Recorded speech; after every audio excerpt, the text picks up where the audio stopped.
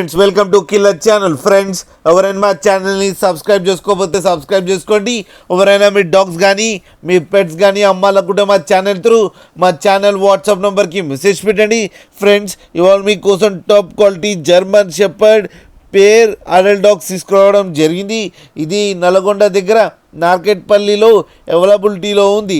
And దీని owner ఏం చెప్పారంటే వీలైతే ట్రాన్స్పోర్టేషన్ ఫెసిలిటీ అయితే ఒక 10 కిలోమీటర్స్ దాకా అయితే ప్రొవైడ్ చేయగలమని చెప్పడం జరిగింది.